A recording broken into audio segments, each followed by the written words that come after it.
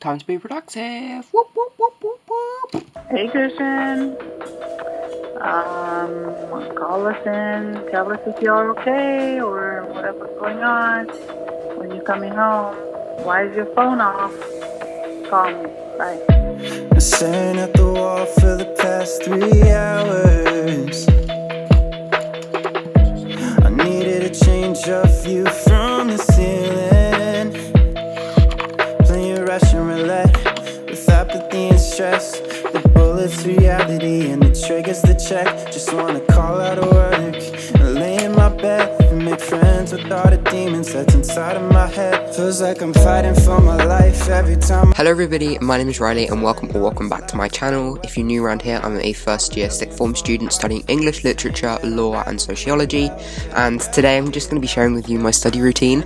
Every single time I sit down to study, I always make a to-do list in my planner.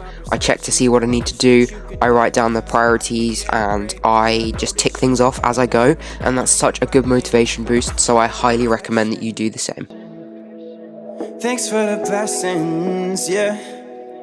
Cause all the songs are great, but the words are fake, yeah.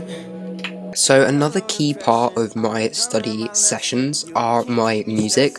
I am incapable of doing anything in my life without music, and studying is the exact same thing. So I have a big revision playlist filled with lo-fi songs that I like to listen to, but I do sometimes like to switch it up a bit. So I have another playlist with some just simple chilled out beats, keeping the mood light, keeping the mood fun, and they're just really such songs that you can just vibe with, and I really like that kind of music. As well, I also have a playlist that I associate with Oxford because I'm really hoping to apply there one day. I just use these kind of playlists to keep me motivated, keep me inspired, so that I'm ultimately a lot more productive.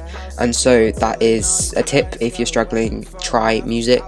As well, sometimes people like white noise. I've tried white noise, I quite like it, but I'm much more of a just music person, and I will have my Spotify linked down below for you guys so that you can check out my playlists. So I could get a break, and I know that you gon' hate this, but I'm calling you by name. Hello, depression. So the way I structure my time when I am studying during these 2 hours really depends on what my moods and what my motivation is like at that moment. So if I'm super motivated, I don't think that I'm going to need that much to push me through this session, then I will just flat out work for an hour, take a 15-minute break, and then do some of another hour. I'm trying to get better at doing the second hour. Usually when I end up taking a break, I end up procrastinating, but we're human and that happens sometimes. But if I'm feeling a little less motivated and I think I need a little bit more brain power to push myself through the session, then I'll use the Pomodoro method, and I really like the 50-minute and 10-minute timer. So you work for 50 minutes, take a 10-minute break, work for another 15 minutes, take a 10-minute break, and then you repeat that. But usually I only end up having time for 2 cycles when I am studying. So try out the Pomodoro method if you're struggling, because it's really good at helping you to get started.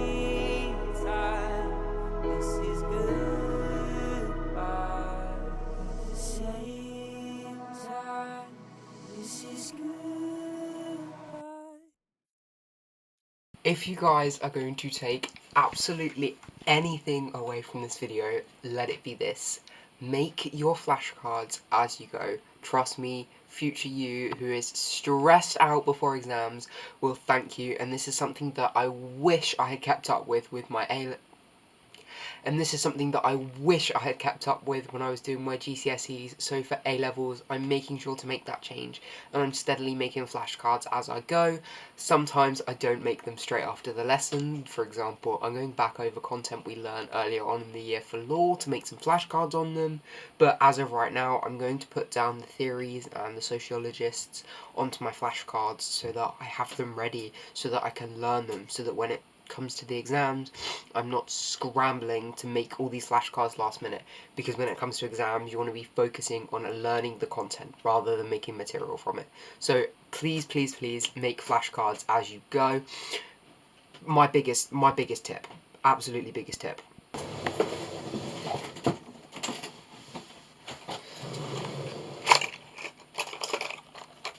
I got some new paper clips at the weekend and they make me so happy.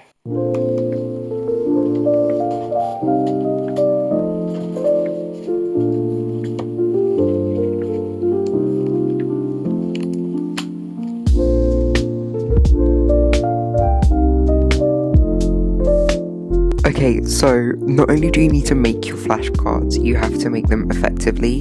So flashcards should be really summarized versions of what you're learning, and it should ultimately be one of the main tools that you use to revise from. So it should have a really easy question on one side, and then as little writing on the back as you can. Because, like, you're not looking to write an essay on a flashcard. Flashcards are supposed to be really, like, summarized, just the key information, which is it's the best thing for a flashcard because they're good bits of revision. And so when they're really summarized, you're more likely to use them. And I don't really know what else to say. It's just like, make sure that your flashcards are summarized, because otherwise, why would you waste the time rewriting flashcards when you may as well just be rereading your notes? It's just not going to be effective. So make sure that you make your flashcards summarized. What I usually do is I will summarize like the textbook or the PowerPoint into my notes, and then summarize my notes into my flashcards. So you're like condensing and then condensing again. That's a phrase from Jack Edwards that I really like to use. So yeah, condense and then condense again. It's a good tip.